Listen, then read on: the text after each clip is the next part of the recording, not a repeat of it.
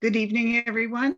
I would like to call this special meeting of the Ottawa-Carleton District School Board to order, acknowledging that we meet this evening from many different locations in the traditional unceded and unsurrendered territories of the Algonquin Nation.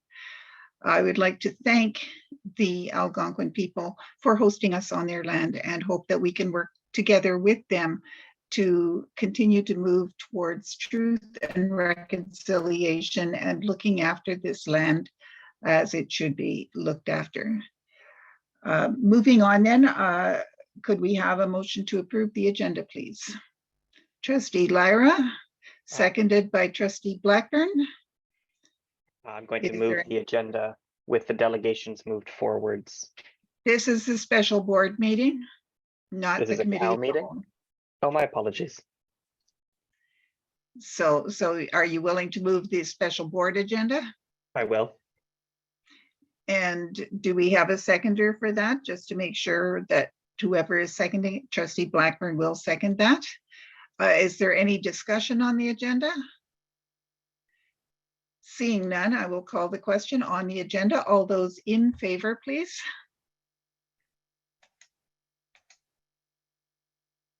And opposed? And the motion is carried. Are there any declarations of interest in the sense of conflict of interest from any board members? Seeing none, we will move on to item 4 on our agenda, the report from Committee of the Whole in camera. Trustee Penny. Thank you, Madam Chair. And so the Committee of the Whole met in camera this evening and reports and recommend as follows. On a motion by Trustee Schwartz, which I will second, that A, Janice McCoy be appointed to the position of Treasurer on an interim basis, effective immediately, and B, that Kevin Gardner be appointed to the position of Assistant Treasurer on an interim basis, effective immediately. Thank you, Mr. Chair. The motion has been moved and seconded. We have had our discussion in camera, and I would like to move directly then to a recorded vote. If Manager Guthrie could please open the vote.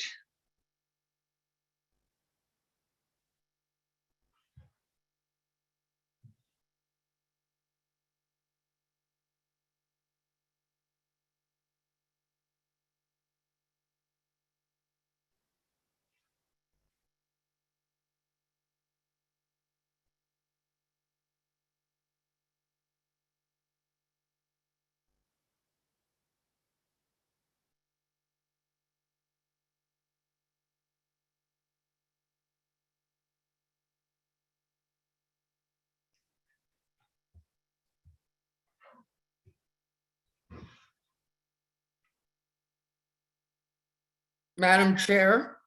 I am seeing that some trustees are having difficulty accessing. Yeah, I can't get in. It's Trustee Blackburn. I can't get in.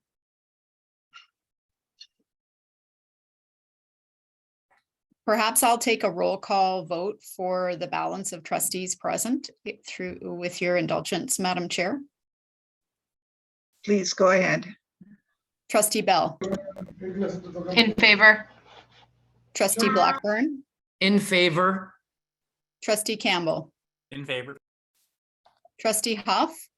In favor. Trustee Jennings. In favor.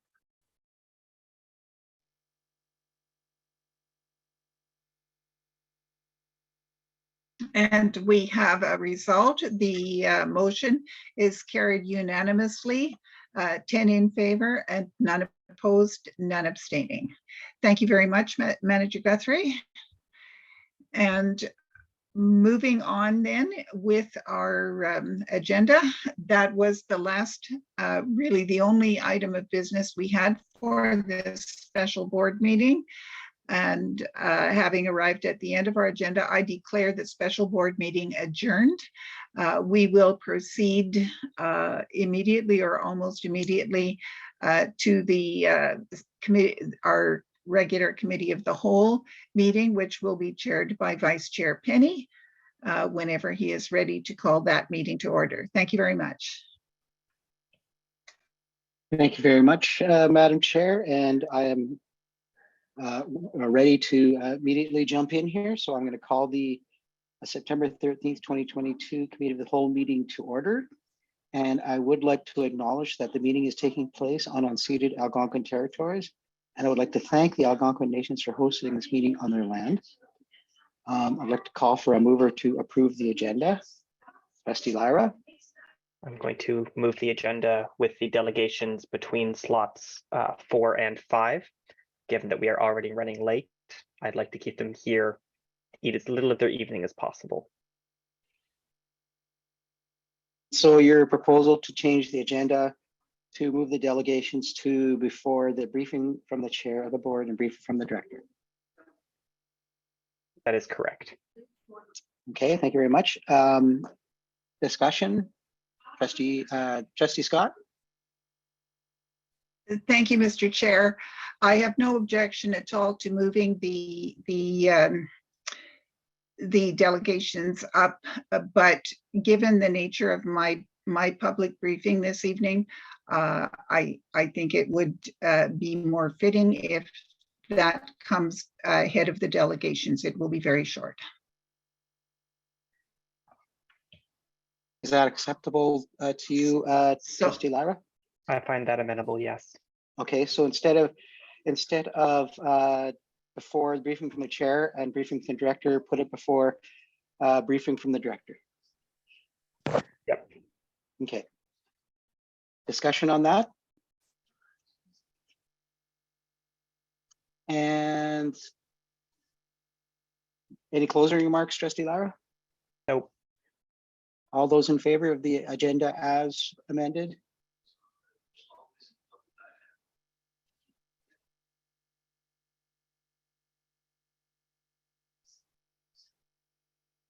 And opposed?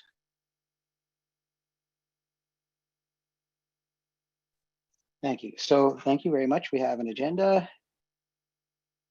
and declarations of conflict of interest. Are there any declarations of conflict of interest of items in the agenda amongst anyone? And if there is, on individual items, please identify that you are in conflict of interest for individual items. And moving on to a briefing from the chair, which he promised would be brief. Go ahead, Madam Chair. And you are muted, unfortunately.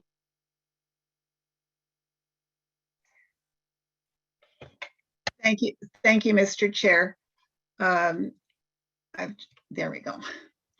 This evening, we acknowledge with sorrow and deep respect the death of Her Majesty Queen Elizabeth II on September the 8th, to whom all board members swore allegiance when we took office. Throughout her 70 years of service as monarch and head of state to Great Britain, Canada, and many other countries around the world, she steadfastly exemplified duty, grace, wisdom, and compassion. A few of us may remember singing the royal anthem as part of our opening exercises every day in school before O Canada was designated our national anthem in 1967. We've been accustomed to seeing her portrait periodically updated on display in our schools and in public places. Her role as a constitutional monarch has been part of our Canadian history and social studies curricula.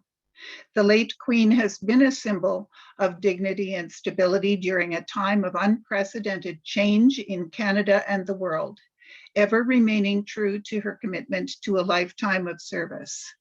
May we please have a moment of silence to reflect on Her Majesty's life and legacy.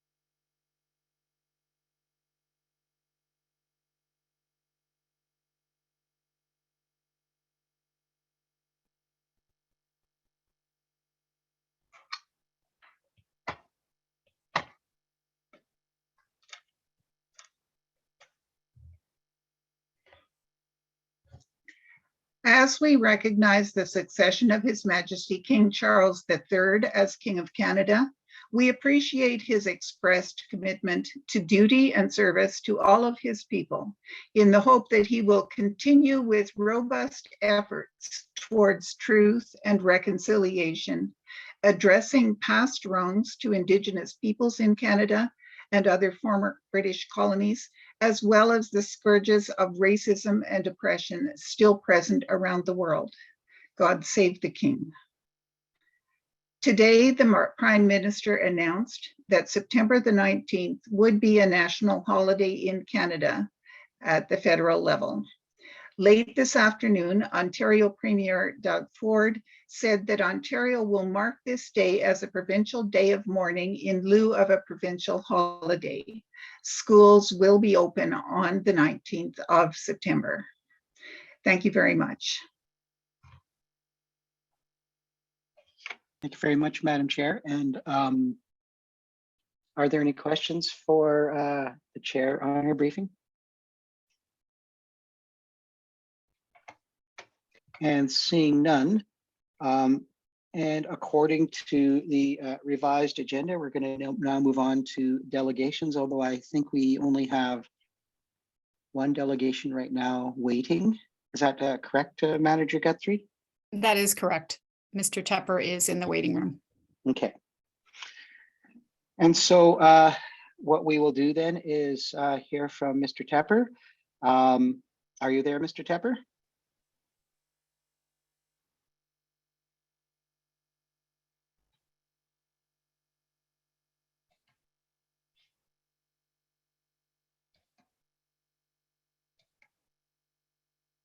Mr. Tepper, are you there? Yes, I am.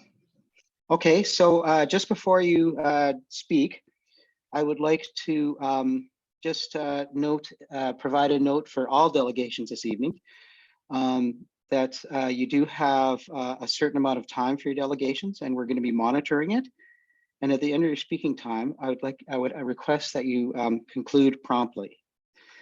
Also, disrespectful comments or use of people's names, such as staff, trustees, or even trustee candidates, are not appropriate and will be ruled out of order. Once trustees and members have had an opportunity to ask questions for clarification, I'd ask you to please exit the meeting, but you're most welcome to continue to observe the meeting on our live stream link. I hope that trustees, community members, and delegations will embrace the spirit of community of character, attributes we aim to instill in our students, and be courteous, respectful, and polite. And so with that, go ahead, Mr. Tepper. Good evening, Mr. Chair. My name is Mike Tepper from the Canadian Anti-Semitism Education Foundation. I've had a lot of recent conversations with Ottawa's Jewish community leadership, and they're speaking in one and saying that the school board is in crisis in terms of relations with the Jewish community. I've been hearing stories that students in the school board get pennies thrown at them. Their peers say things such as, "I wish Hitler were still alive and finished the job." And that dozens of parents are transferring their students to the Catholic board because, ironically, they feel it's a safer space for Jewish students. This board, alas, boasts some truly remarkable achievements. A Human Rights Tribunal decision issued earlier this year, finding that it ignored anti-Jewish bullying against a student who wasn't even Jewish, and in the last 6 months, scoring several angry letters from leading Jewish organizations. The other school boards in Ontario, and I do follow a lot of them, never even get close. Please read the letters that I've put in my information package. If you could advance the slide, please. From the Jewish Federation of Ottawa and the Simon Wiesenthal Center for Holocaust Studies, for a board that supposedly commits to supporting its Jewish and students and staff. You're doing it wrong. You need to immediately reconcile and resume cooperation with the Jewish Federation of Ottawa, the Center for Holocaust Education and Scholarship, the Simon Wiesenthal Center, the board's Jewish employee group, and other representative bodies of the Jewish community. Please stop doing stuff that you think is for us, but without us. Please stop using, for your equity training, eccentrics who do not enjoy support from our community's leadership or have disturbing social media histories just because they happen to have fancy diplomas and their point of view matches the biases held by certain individuals. That's what led to the federal government's Laith Marouf scandal. Now let's look at, in some detail, what happened with Canada's Special Envoy on Combating Anti-Semitism, the Honorable Irwin Cotler. Memo 22-081 gives some explanations for the board canceling Mr. Cotler's May 18th appearance at a teacher training session. I put in a Freedom of Information request and discovered the background to that decision. I sent every trustee the full package. Please read it carefully. I guarantee you'll be shocked. That's all I'm allowed to say on this topic under the board's rules. If I were allowed to say more, I guarantee it would be explosive. I'm asking that this memo be reviewed and revised so it clearly reflects what happened. The public is entitled to know exactly how and why Mr. Cotler's appearance was canceled. Finally, the memo's definition of anti-Semitism still predates Canada's 2019 adoption of the International Holocaust Remembrance Alliance working definition of anti-Semitism. That's the standard definition that's been adopted by the Canadian federal government, the Ontario government, the Quebec government, the British Columbia government, and the governments of 35 countries around the world. It's a standard which this board should follow.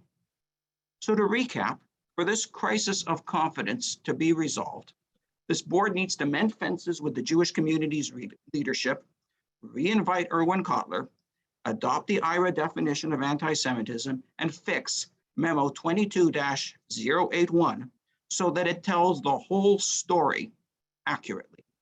I'm happy to take any questions. Thank you very much, Mr. Tepper. And before we go to questions, because of the nature of your delegation and the things that you've said, I'm going to turn it over to Director Williams-Taylor if you wanted to say a few words. Thank you, Chair. And again, thank you to Mr. Tepper for his delegation. And also thank you for the very robust package that you have provided all of us to review. And please know that it has been read with clarity and with interest to ensure that we are understanding of what you are bringing forward. We do recognize that Jewish students and staff face the reality of anti-Semitism in classrooms and at work and in the community. So that is not in question. And educators want to ensure that all of our kids and our colleagues at work feel heard, feel valued, and feel safe to play and learn and interact, and that they know they can safely bring their full selves to all of our spaces in the OCDSB community. You know, and we know that the work is complicated and complex because our communities and identities are complex and complicated. And we want to make sure that we act with respect to that fact.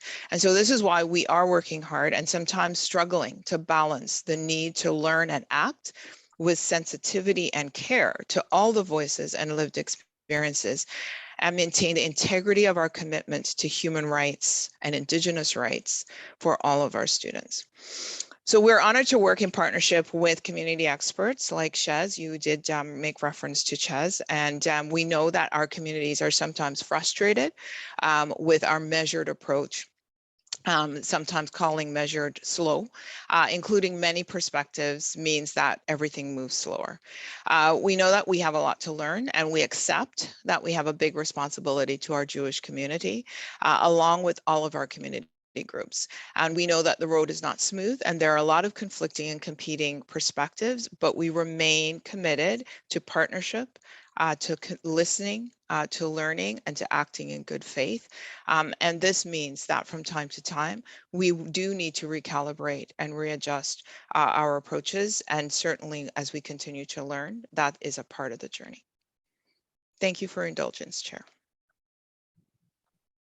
Thank you very much, Madam Chair. And we do have a question of clarification from Trustee Fisher. Go ahead.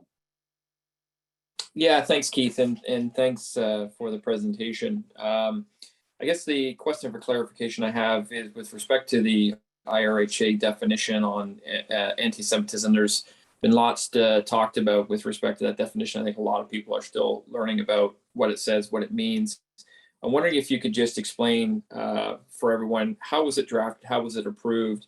What is the legal status of the definition in relation to other definitions and human rights obligations that the board has to be paying attention to? Can you just walk us through your understanding of those issues for me? Yes, through the chair. Thank you, trustee. The International Holocaust Remembrance Alliance is an international intergovernmental organization. Its members are not individuals, they are actually countries, involving 35 member countries and 8 observer countries. And the definition is the product of experts retained by this intergovernmental organization. Like other definitions of anti-Semitism that have been brought forward, it does not have legally binding status in Canada or anywhere else except for perhaps Romania. However, it is used frequently by school boards and other organizations for guidance as to the nature of anti-Semitism, for statistical purposes, for understanding, for other governmental purposes. And some more details could be found actually in the handbook published by the European Commission under the presidency of Germany as to the practical application of the IRA definition. I would be pleased to share that with you as a resource document. I would also add that it's been used by the Ontario College of Teachers in a recent disciplinary case involving Joseph DeMarco, who had his teaching license revoked for denying the Holocaust and advancing the proposition that Israel was responsible for 9/11. And anti-Semitism expert Bernie Farber cited the IRA definition as part of his analysis as an expert witness in that case.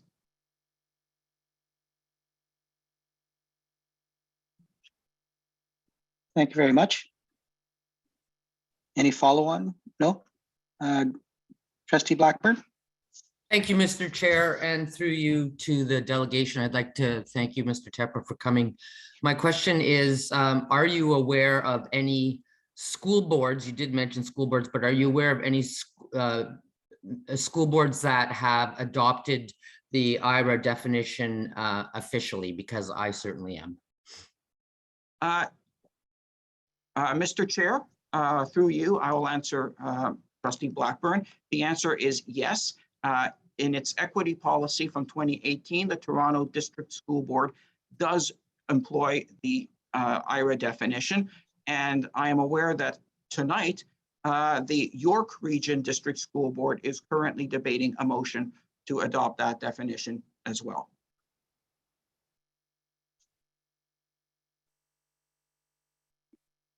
Thank you very much. And seeing no further questions, Trustee Fisher? Yeah, thanks, Keith.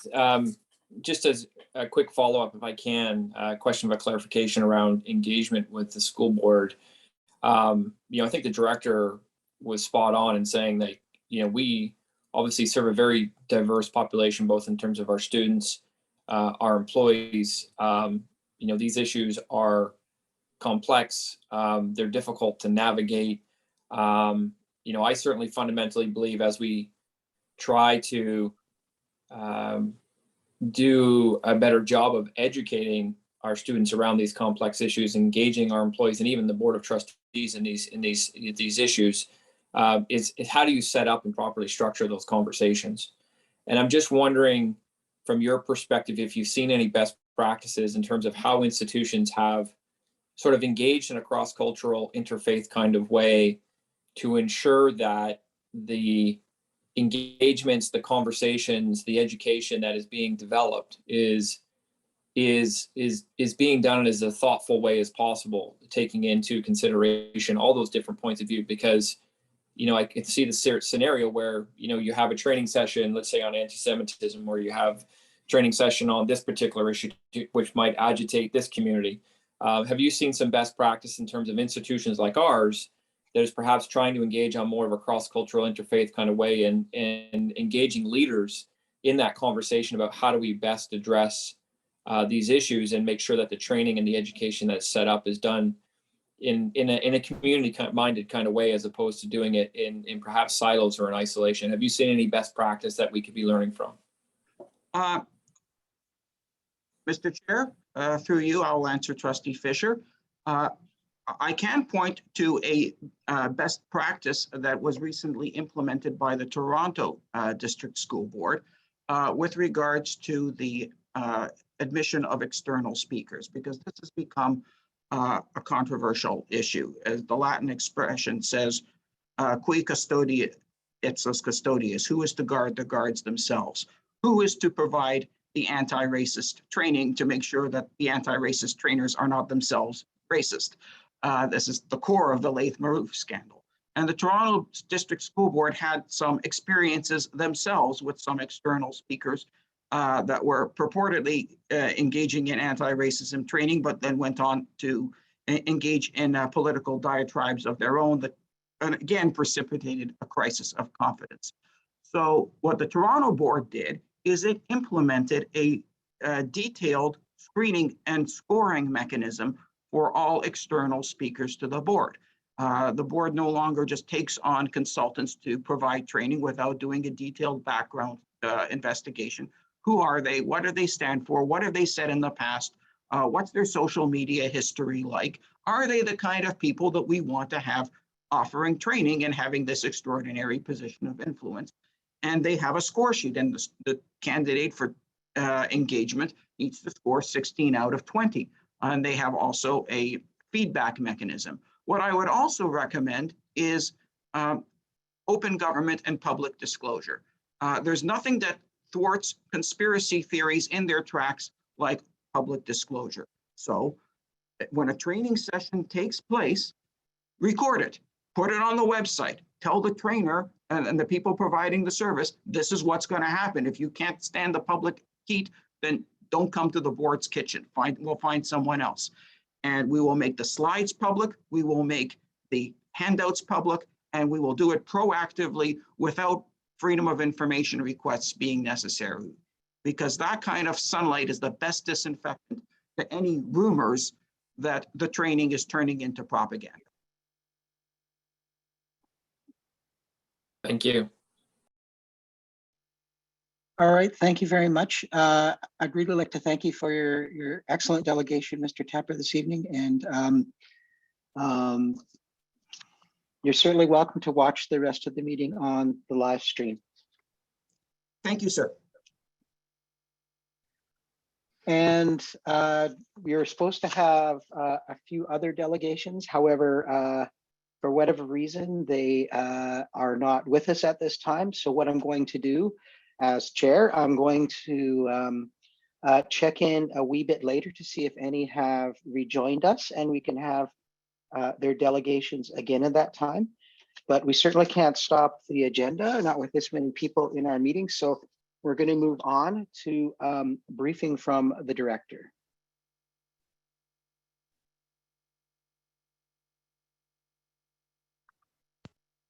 Thank you, Chair. Just a moment, pull that up. There we go. It was through you, Chair. It was such a pleasure to welcome new and returning students this past week to our schools and our classroom. It was certainly a good first week from all the feedback we've received so far. I would like to thank all of the staff for their efforts to ensure that school buildings were ready to welcome students. And a lot of times at this time, you know, we thank our educators and our educator teams, teachers, EAs, ECEs, but it's really necessary for me to also thank our custodial and care teams for all the things that they did to make our schools ready. We certainly saw a lot of shiny floors and very nicely groomed outsides as we were welcoming our students. So we do recognize that participation and leadership as well. A special thanks to everyone that worked so hard to open our newest elementary school, Xinhua Khan's Public School. And while it is that they are housed as a school community, it certainly is a recognition that a school is not a building. A school is the community of those who are gathered in study together. And so congratulations to Shingwakons and the Shingwakons community that has come together and has opened our newest school today. Learning didn't stop in the summer at the OCDSB. A lot of people feel that as people are on break, nothing is happening. In the OCDSB, we had 7,500 students participating in summer programs. This included summer school, Reach Ahead credit programs, literacy programs, international language classes, and camps. Programs designed specifically for Indigenous, Black, 2S LGBTQ students, as well as a new program that welcomed some of our newest and youngest learners into getting the mindsets ready for embracing our schools and our kindergarten classrooms. So again, thanks to staff who facilitated that, and thank you to our families and communities for entrusting us with that time with their children over the summer. Our facilities work was hard. Team was hard at work through the summer as well. Millions of dollars spent on upgrades to schools across the district, and this includes new science labs and program upgrades, accessibility improvements, windows, electricity, roofing, paving, and site upgrades, as well as ventilation and HVAC work was completed in 51 schools.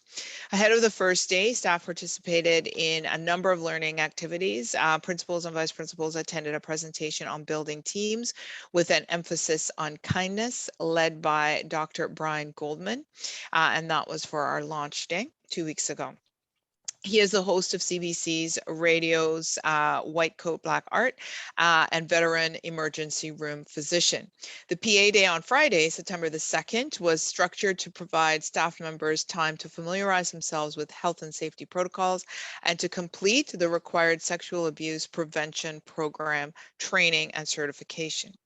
Also, ahead of the return to school, we had a session for families to support children's well-being as they prepare to learn.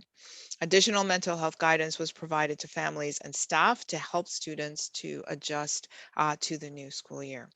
With school back in session, a reminder that we all need to be extra careful on the roads, watching for children, students walking and cycling to school or waiting at bus stops.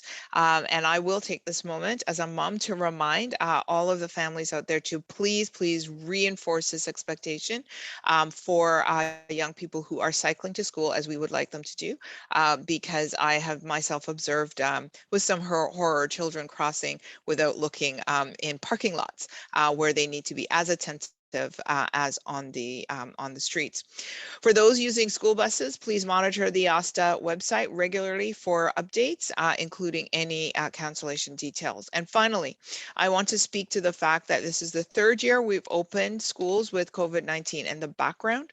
The Ontario government provides guidance to school districts regarding COVID-19 and managing other infectious diseases in schools. This guidance is enriched by the information that we receive from our local partners at Public Health, Ottawa Public Health, and we do continue to be in partnership with Ottawa Public Health on this particular matter. Throughout the pandemic, we've worked hard to ensure the safety of students, staff, and families. As we start the new school year, our schools have seen improvements and upgrades to air quality and ventilation. A large percentage of our population is now vaccinated or has the opportunity to do so. And we continue to actively promote a number of safety measures recommended by Ottawa Public Health, including daily screening for symptoms, using the updated daily screening tool, staying at home when sick or experiencing any symptoms of COVID-19, continuing to wear a mask after your isolation when out in public for 10 days from when your symptoms started, and avoiding non-essential visits to high-risk settings like hospitals hospitals or long-term care facilities for 10 days from when your symptoms started. Using the rapid antigen tests as needed and ensuring that children and youth are up to date on their COVID-19 vaccine. We regularly communicate these strategies to our community, and in the weeks ahead, we will continue to monitor school operations and plan to adjust as needed when the ongoing guidance of provincial and local health and education authorities invites us to make an adjustment. And so that is the update that I can provide for you today. And back to you, Chair. Thank you very much, Madam Director. We do have some questions from trustees, starting with Trustee Bell.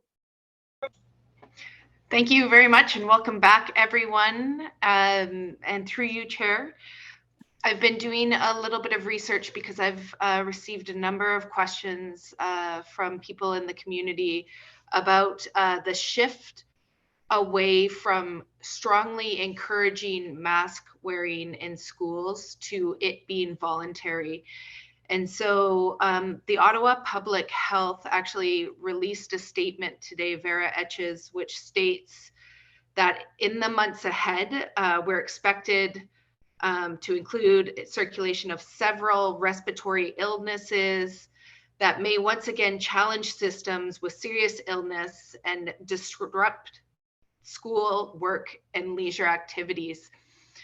And so given that our local public health officials are claiming that we can look ahead to disruption without adequate measures, and they're also still strongly encouraging mask usage when social distancing cannot be maintained, such as the situations in our classrooms.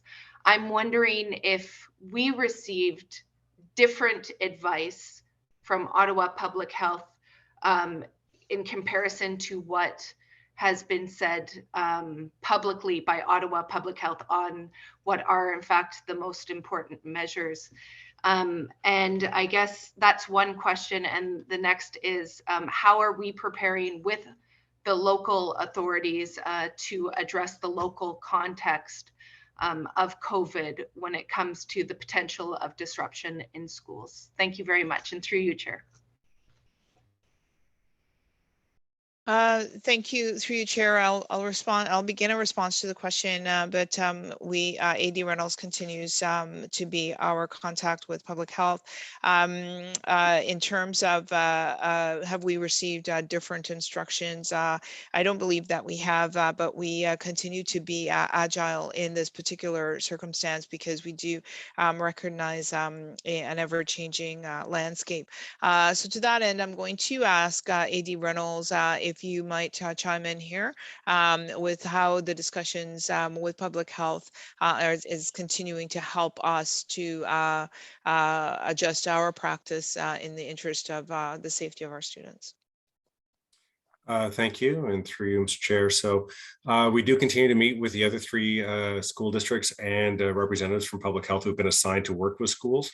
We had a meeting last week and there was no indication of a change in direction or strategy, and the emphasis was continue to align with provincial, both Ministry of Health and Chief Officer of Health, Medical Officer of Health guidance at the local level, and to monitor the situation and I understand their epidemiology team is looking for perhaps new and other ways to continue to monitor and survey, rates of COVID and other infectious diseases in the community. Despite the public comments you're referring to, we have not yet had any outreach from the school support team, but we can close back with them and see if there is any change of direction in terms of recommendations around increasing the use of PPE, which we do continue to provide in schools for those who want it. Notwithstanding, we have received some requests to make people more aware of the OPH recommendation that masks be worn in indoor spaces if maintaining a physical distance is challenging. And in some of our upcoming regular communications, we will do so.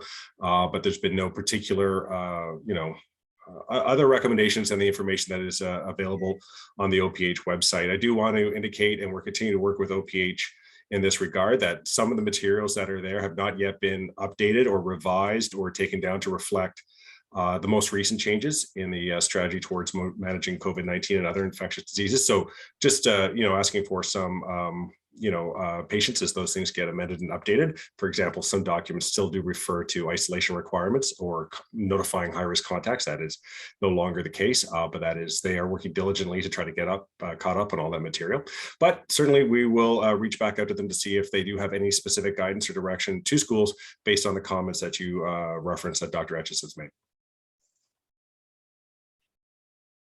Thank you very much. Just to reiterate, I hope that as we move forward, we continue to take the local context into consideration and do our best to keep schools open and take the necessary steps to ensure that they do stay open and schools and students can continue to learn. And I appreciate that AD Reynolds is keeping in close contact with OPH on this. Thanks. Thank you very much, Trustee Bell. And moving on to Trustee Jennings. Thank you, Chair Penny. So my question is in regards to our kindergarten intake. In previous years, we would have our new students starting kindergarten slowly phased in, whereas this year, all our students started on the first day full. Can I just get clarification why the change in policy for the kindergarten intake?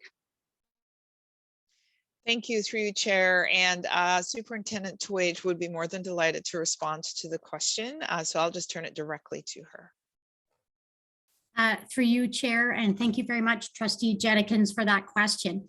The process of doing a slower entry for kindergarten absolutely was part of our past practice as a district.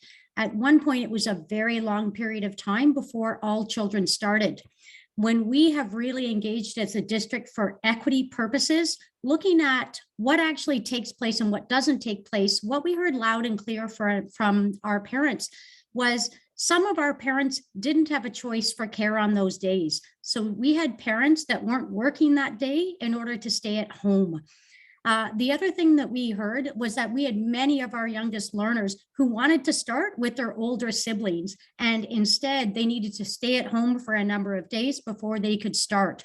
So we have been working over the past 2 years with our Federation partners with a collaborative table and working with other districts who have already looked at kindergarten entry from an equity standpoint. And we are very proud to say as a district, and we have shared that with our parents, and with our community over the past 2 years, that all of our children were able to have access on the very first day. And from a trustee perspective, you may recall in past years, we would hear from our families who registered an EDP, they would not access or be able to access EDP until the children had actually started on the first day of school. So they would have to get alternate care for a number of days before the very first day of school when they could begin to access EDP and access the program. And the other districts, Trustee Jennings, has had a very clear, sound message that they have heard nothing but positive from children and families. And we have to remember that we have 2 educators inside our classrooms to welcome and to support our families and children when they arrive into our schools. And more than ever, after the pandemic, we need to maximize the number of instructional days for our youngest learners, not remove them in a staggered process. Thank you. That is great information. My next question is perhaps for AD Reynolds. Can you just provide a status of the schools that were affected by the storm back in May? Certainly in my community, Castor Valley was hit badly. If you could just provide an update, thank you. I will do my best, and certainly if any SOIs wish to inform me otherwise, and I'm certainly missing CFO Carson at this moment. To the best of my knowledge, all the repairs that were required to have schools open up safely, is particularly Castor Valley, which received the most damage, have been completed. There is still some ongoing work in Castor Valley. I don't know if they've managed to wrap that up around providing gender neutral washrooms. So there is still some construction on site, but the repairs to the roof and whatnot are done. I don't know if Superintendent Lehman has anything further to add to that. I'm not aware of any other sites in our district that are not are still experiencing any significant damage or repair still outstanding that from that storm that would be impacting student learning in any way. Through you, Chair. The only additional information I have, actually, I visited Castor Valley today, is that they are waiting for the replacement of some windows in their staff room, but all of their learning spaces have been repaired as a result of the storm that went through in May or June of last year. Thank you. Thank you, Superintendent. And that's it for questions for me. Thank you. Thank you very much, Trustee Jenkins, and going to Trustee Scott. Thank you, Mr. Chair. My question is less of a question than a comment, and I guess from where I sit, I would like to congratulate the staff in all of our schools and in our central offices across the district on a remarkably smooth opening week last week. Yes, we've had some questions and concerns about transportation. We've had some questions and concerns about class sizes and other issues, but overall, I think things went remarkably smoothly. I would, however, like to ask if the director or associate director could please clarify, for the benefit of any parents who may be listening and are concerned about class size, just when we will be looking at doing adjustments of class sizes this fall, knowing that there is a count date coming up. I'm not sure if it's the same for both elementary and secondary, when we will be adjusting the classes to make sure that we are compliant with the class size regulations and addressing any issues where having overly large or overly small classes might be problematic. Thank you. Through you, Chair, I will turn the question to A.D. Reynolds as it's school operations. A.D. Reynolds. Thank you. And through you, Mr. Chair, as Trustee Scott mentioned, we do have count dates coming up in the near future, end of this week and into next. Certainly ensuring that the data we are receiving is accurate, and with a change of student management systems, we're just double checking and triple checking everything to do so. But yes, we will be undertaking the usual staffing adjustments that occur by the end of the month in order to ensure that our class sizes are in fact compliant, particularly, well, both at the secondary and elementary level, but you know, I think many of the people we're hearing from are mostly at the elementary level. So that process is well underway, and we might be able to provide more specific updates to trustees with timelines through a memo in the next little while. Thank you. Thank you very much. And one question from Suzanne Lyon. Thank you very much. Can you hear me? Yes. Thank you, Chair. My question is about accommodations, specifically portable classrooms. I've noticed in my area, which is the Maryville High School area, that there are new portables that have been installed on the sports field, in addition to the portables that are already lining the parking lot facing Maryville Road. And this is just a couple of years after the amalgamation of the grade 7s and 8s over to Maryville from Sir Winston Churchill.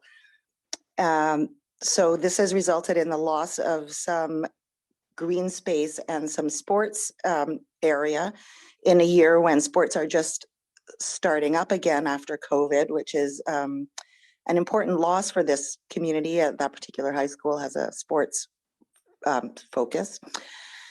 And I'm curious about the long range planning for this area in particular, and the likelihood that more portables will join the ones already on the field, and what the situation is in other schools that have been amalgamated, where 7s and 8s have been added to existing high schools, and how that's working out so far this year.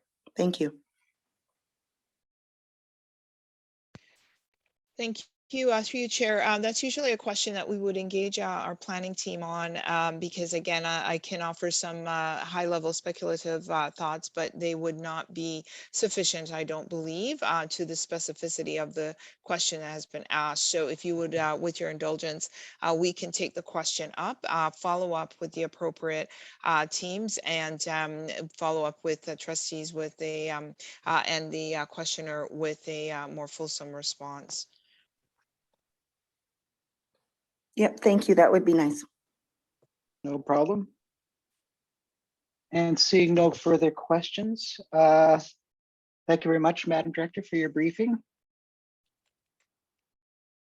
And I still don't see any of the delegations have returned. And so we're going to move on in our agenda to reports from statutory and other committees.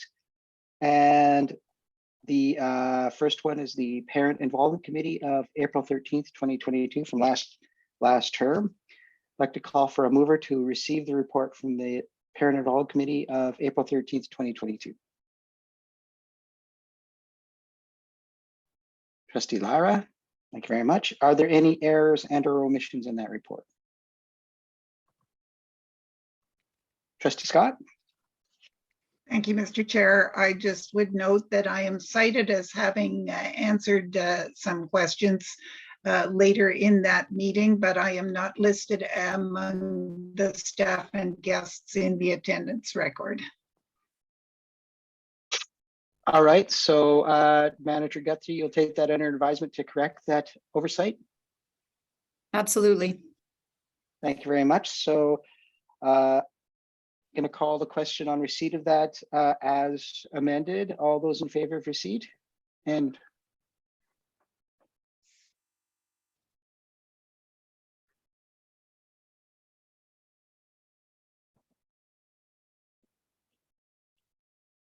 opposed?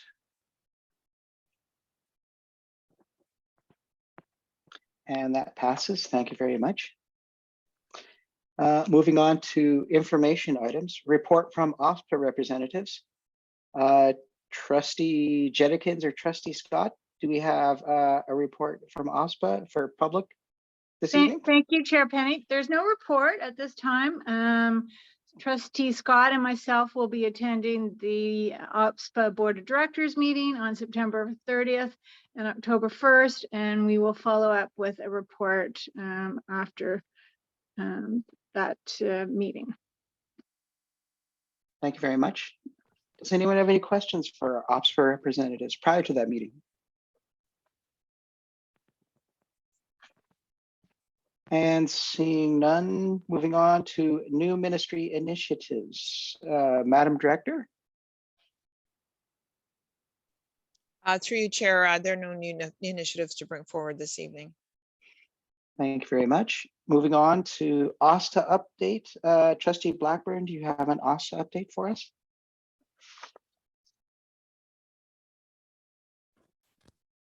Mr. Chair. Sorry, I didn't quite hear you. I'm sorry. Sorry? I didn't quite get at you were just. Oh, sorry. No, Mr. Chair, I don't have an update. Thank you very much. Sorry. And then moving on, is there any new business for public this evening? Trustee Scott? Thank you, Mr. Chair. I know that the staff who might have answers are not present with us this evening. However, I would appreciate an update on the status of the current new school construction projects. As you might expect, I'm particularly interested in knowing how well we're doing with regard to meeting the planned opening of the actual school for Shingwakons, which is currently housed at the Aubrey Moody school site. and also for the new high school in Stittsville. And I expect that there will also be interest in knowing where we are in terms of the new elementary school in Half Moon Bay.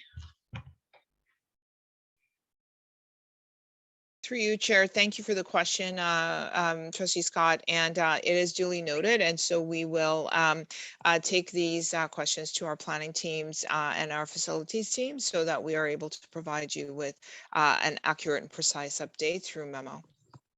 Thank you. Thank you very much. And Trustee Jenkins?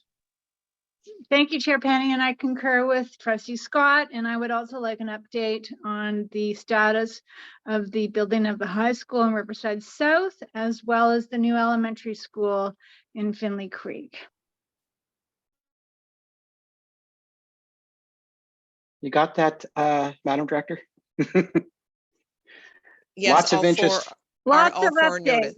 updates. And so I think that essentially what that falls under is the category of our capital projects and our new bills. And so the question about the portables is reasonably associated with that that request. And so we will consolidate and provide, again, with some precision, the best information that we can through memo. Thank you very much. And seeing no further items of new business, I'd like to thank everyone for the first meeting of the year and declare the meeting adjourned for this evening. Everyone have a good evening.